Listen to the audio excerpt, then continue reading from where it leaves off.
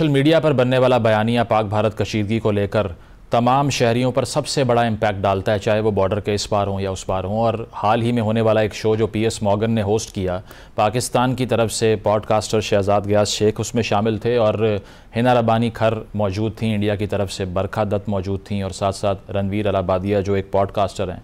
इस डिबेट में जो सोशल मीडिया सारिफीन थे उन्होंने तनकीद पाकिस्तान की तरफ से ये की कि एक तो जो वक्त मिलना चाहिए था अपना मौक़िफ़ देने के लिए वो पीएस मॉर्गन ने पाकिस्तानी पैनलिस्ट को नहीं दिया, और भारतीय पैनलिस्ट की तरफ से जो माजी के वाक़यात कोट करके पहलगाम को जस्टिफाई करने की कोशिश की गई, जो अग्रेशन इंडिया ने दिखाया, इससे जो बायस है वेस्टर्न मीडिया का वो भी साबित होता है। लेकिन इस सब के बावजूद शहजाद गयास के जो रिस्पॉन्सेस थे उसके ऊपर काफ़ी डिबेट हुई सोशल मीडिया के ऊपर।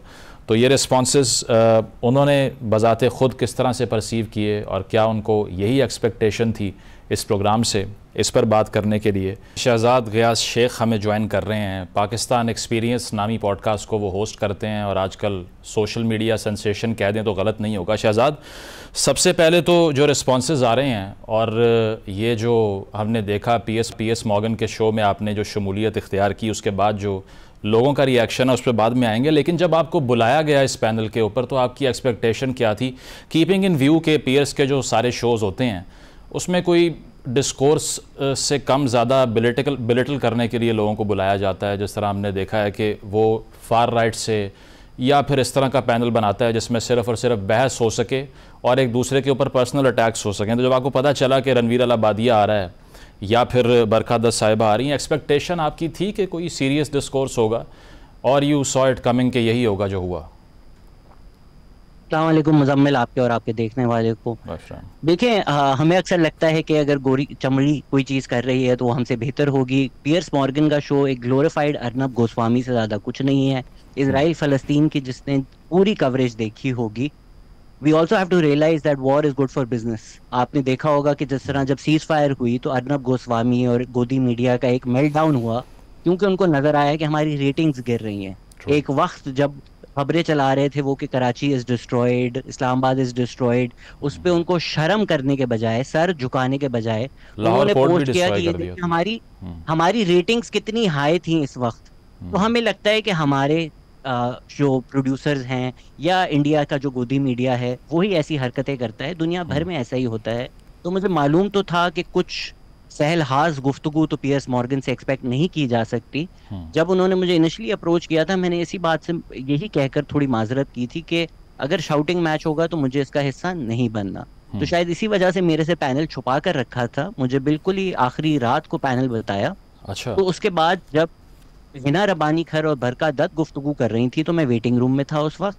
जब मैंने वो गुफ्तगू का लेवल देखा तो अगर मेरे खदशात थे वो यकीन में बदल गए कि यहाँ पर कोई सहलहाज बात नहीं होगी। तो फिर उनको उसी तरह जवाब देना चाहिए जिस तरह वो सवाल पूछ रहे हैं।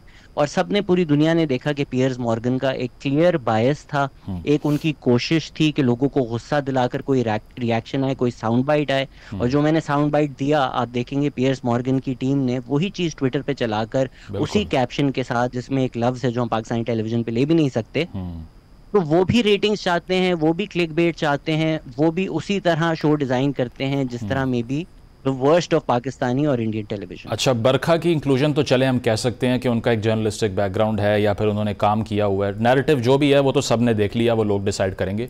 रणवीर की जो मौजूदगी थी उस पैनल पे, डिड इट सरप्राइज यू?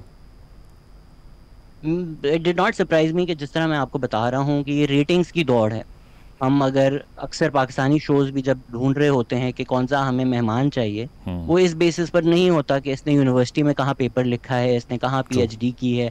आप जैसे जो कुछ होस्ट हैं जो ये कोशिश करते हैं, जो खुद पढ़ते हैं, आप कोशिश करते हैं कि ऐसे एक्सपर्ट को बुलाएं जो आपको रेटिंग्स दे। विमेंस इशूज़ हों, फेमिनिज्म की बात हो, औरत मार्च हो, सब खलील रहमान कमर को फ़ोन करना शुरू कर देते हैं। तो रणवीर अलाबादिया क्योंकि इंडिया के एक टॉप पॉडकास्टर हैं, मेरे ख्याल से नंबर 1 वो ही हैं, मिलियंस में उनको व्यूज आते हैं, तो it came as zero surprise to me. जिस तरह वो प्रेजेंटेशन बनाकर आए थे वो मेरे लिए थोड़ा सरप्राइजिंग था, बट उनको बुलाना मेरे लिए बिल्कुल सरप्राइजिंग नहीं था। अच्छा, और इस पर जो पीएस मॉर्गन के सवालात की एंगलिंग थी वो आपको लगता है कि उसमें भी कोई इनहेरेंट बायस था? जिस तरह उन्होंने पहला सवाल गालिबन जो हिना रब्बानी खर से किया, उन्होंने ये कहा कि 26 लोगों के मरने के बाद जो कि हिंदूज थे, इंडिया को क्या रिस्पांस देना चाहिए था? ही डिड नॉट आस्क के इसका सबूत क्या हिंदुस्तान ने फराहम किया, सिर्फ उन्होंने पाकिस्तानी पैनलिस्ट से ये पूछ लिया कि ये चीज़ एक हो गई है, आप पे इल्ज़ाम लगाए, और रिस्पांस क्या होना चाहिए था इंडिया का? Did you see a clear bias? Muzammil, आपसे बेहतर कौन जान सकता है कि मीडिया जिस तरह से नैरेटिव कंट्रोल करता है। आप अक्सर वो पोस्टमैन की किताब हो या वो हमारे जो फेवरेट हैं नोम चोम्स्की, उनकी मैन्युफैक्चरिंग कंसेंट किताब हो, मीडिया का काम ही होता है नैरेटिव कंट्रोल करना। हमने इसराइल फ़लस्तीन में भी देखा कि पीएस मॉर्गन का हर सवाल यहीं से शुरू होता था कि do condemn Hamas, do condemn October 7।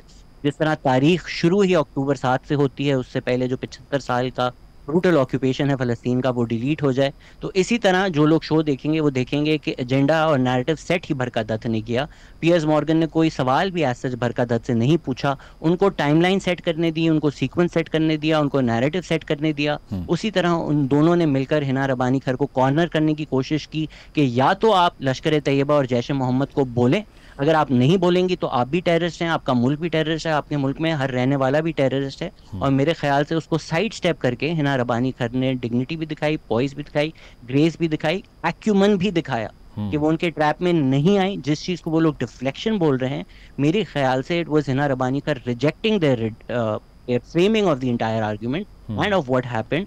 And I found it very interesting कि पीएस मॉर्गन ने हिना रब्बानी खर को बोला कि व्हाट अबाउटरी है कि जब आप जाफर एक्सप्रेस की बात करते हैं, क्योंकि हम पहलगाम की बात कर रहे हैं और ये मुझे गुस्सा आ रहा है कि आप व्हाट अबाउटरी कर रहे हैं। उसके बाद 20 मिनट उसामा बिन लादेन की गुफ्तगू की रणवीर ने भी और बरका दत्त ने भी, वो पीएस मॉर्गन को व्हाट अबाउटरी नहीं लगी। तो एक आदमी जो 10-15 साल से मर चुका है वो रेलेवेंट है पहलगाम के लिए, लेकिन जाफर एक्सप्रेस में जो हुआ वो रेलेवेंट नहीं है पहलगाम के लिए। तो बायस तो was clear for everyone to see. अच्छा, एयर टाइम में भी डिस्पैरिटी थी। बीबीसी का जो आर्टिकल, वैसे तो ग्लोबली कवरेज हुई इस शो की, और चाहे वो वेस्टर्न मीडिया हो या और मीडिया आउटलेट्स हो, उन्होंने कवर किया इस इंटरव्यू को। बट बीबीसी का जो आर्टिकल था उसमें ये कहा गया कि बहुत से सारिफीन, सोशल मीडिया यूज़र्स ये एक्यूज़ कर रहे हैं कि बरखा ने जब पहला टेक अपना लिया टेररिज्म पे बात करते हुए, तो शी वाज अनइंटरप्टेडली स्पीकिंग, उसको कोई रोक नहीं रहा था। लेकिन हिना रब्बानी खर के सवाल में बार बार एक ओवरलैप आ रहा था, उनको रोका जा रहा था। तो एयर टाइम भी आपको लगता है कि जस्टिफाइड नहीं मिला? मेरे से कम तो मुझे लगता है किसी को भी नहीं मिला। प्लस इसमें गलती तो नहीं कहेंगे, मेरे ख्याल से हमने हमारे मुल्क को अच्छी तरह रिप्रेजेंट किया, क्योंकि जो लोग बैरून मुल्कों से भी देख रहे थे उन्होंने यही बोला कि पाकिस्तानी जो हैं वो काम हैं, कंपोज हैं, पॉइज है, ग्रेस है। तो एक तो पीएस मॉर्गन के इंटरजेक्शंस थे जिससे मैं बिल्कुल 100% अग्री करता हूँ कि उन्होंने हमें इंटरजेक्ट किया, उनको नहीं किया। दूसरी तरफ बरका और रणवीर के भी इंटरजेक्शंस थे कि जब वो लोग बोल रहे थे हम सुन रहे थे, पर जब हम बोल रहे थे वो कहके लगा रहे थे, शक्लें बना रहे थे, बिल्कुल ही क्लाउन शो बना दिया था उन्होंने। आपकी जो भी राय हो किसी भी टॉपिक के बारे में, at the end of the day Hina Rabbani Khar is the ex foreign minister of Pakistan. Ranveer Allahbadia एक जिम ट्रेनर थे जो यूट्यूबर बन गए हैं। हिना ने सिर्फ इतना बोला था पाकिस्तानीज आर ऑनेस्ट पीपल, और उस पर जिस तरह रणवीर ने कहका लगाया, मेरे ख्याल से उन्होंने सिर्फ अपने आप को नहीं अपने मुल्क को एम्बैरेस किया है ये हरकत करके। अच्छा, इसके अलावा जो the only thing that has gone down faster than a Rafale is Barkha's credibility. ये पंच लाइंस जो बड़ी आपकी फेमस हो रही हैं, ये रिहर्स की थी पहले या हीट ऑफ द मोमेंट में निकल गई आपसे?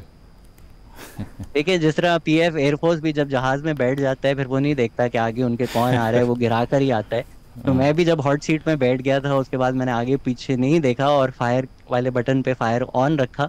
जिस तरह मैंने आपको बताया कि जब हिना रब्बानी खर और बरका दत्त की गुफ्तगू शुरू ही हुई थी तो मैं वेटिंग रूम में था, तो मैं सुन रहा था। तो थोड़ा थोड़ा जिस तरह आपको देखने वालों को गुस्सा आ रहा था, उस वक्त मुझे भी गुस्सा आ रहा था। अगर कोई रेसलिंग फैंस हैं तो वो टैग टीम मैचेस में ऐसे होता है ना कि आप देख रहे होते हैं कि दोनों डबल टीम कर रहे हैं और आप वेट कर रहे होते हैं कि मुझे टैग इन करो। तो उस वक्त रफाइल वाली लाइन आ गई थी। बाकी जो लाइंस हैं वो obviously I was responding to what was being said. मुझे तो नहीं पता था रणवीर पिक्चर्स लेकर आ जाएंगे, तो वो आमद थी उसी वक्त।